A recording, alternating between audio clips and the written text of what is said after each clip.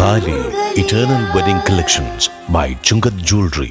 ഇതെല്ലാം എന്റെ കല്യാണത്തിന് വാങ്ങിയതാ. വാവ്, ഇതെവിടുന്നാ? MV Chacko golden diamonds Angamaly. 2020 ആഭിമുഖ്യത്തിൽ ആലുവ ചൂണ്ടിയിൽ പ്രതിഷേധ ജ്വാല നടത്തി.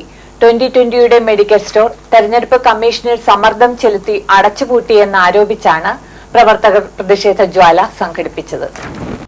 വലിയ ഒരു കാരുണ്യമുള്ള ഒരു കാരുണ്യ പ്രവർത്തനം നടക്കുമ്പോൾ അതിനെ അട്ടിമറിക്കുന്നതിന്റെ പിന്നിലെ പ്രവർത്തനം വളരെ സജീവമാണ്. മരുന്ന് ലോബികളുമായി ബന്ധപ്പെട്ടുകൊണ്ട് ഇവിടുത്തെ ഉദ്യോഗമുള്ള ഒരു നീക്കമാണ് ഇപ്പോൾ നടന്നുകൊണ്ടിരിക്കുന്നത്. ഇവിടുത്തെ പോലെ അവർ പരക്കം പായുകയാണ്. 2020 എന്ന പ്രസ്ഥാനത്തിന് ഓണം നമ്മളുടെ ഭക്ഷ്യസുരക്ഷയ്ക്ക് വേണ്ടി സർക്കാർ കോടി രൂപ പോലും ഇന്ന് ഭക്ഷ്യസുരക്ഷയുമായി ബന്ധപ്പെട്ട് സർക്കാർ ഒന്നും തന്നെ ചെയ്യുന്നില്ല. ആളുകളെ കലാളന്മാരായിട്ട് നിൽക്കുന്ന ഇടനിലക്കാര് ഇങ്ങനെയുള്ള ആലുവ നിയോജക മണ്ഡലം പ്രസിഡന്റ് ജോസ് മാവേലി പ്രതിഷേധ ജ്വാല ഉദ്ഘാടനം ചെയ്തു.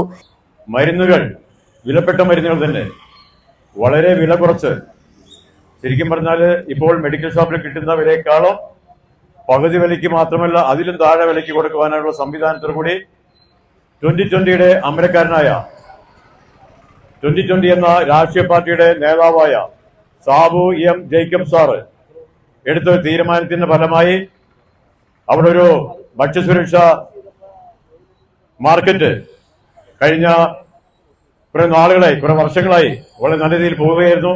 ആ മാർക്കറ്റിനോട് ചേർന്ന് തന്നെയാണ് ഇപ്പോൾ മെഡിക്കൽ ഷോപ്പും തുറന്നിരിക്കുന്നത്. അങ്ങനെ പാവപ്പെട്ടവർക്ക് വേണ്ടി തുറന്ന ആ മെഡിക്കൽ ഷോപ്പ് ഇപ്പോഴത്തെ ചില ആളുകളുടെ പ്രേരണ മൂലം, ആളുകൾ എന്ന് പറയുന്നത്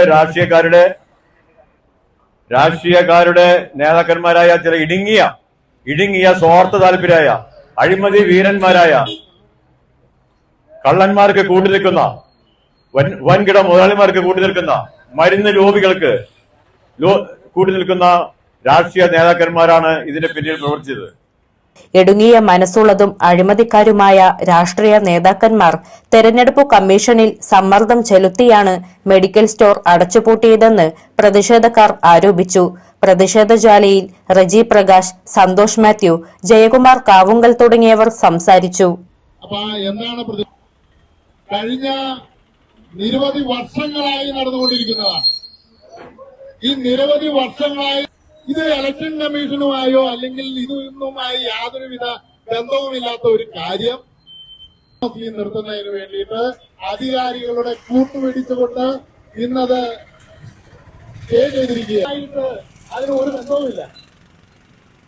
ഇതിന് പിന്നിൽ കളിക്കുന്നത്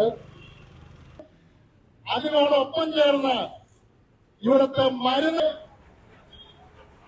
1000 രൂപയുടെ മരുന്ന് കഴിക്കണമെങ്കിൽ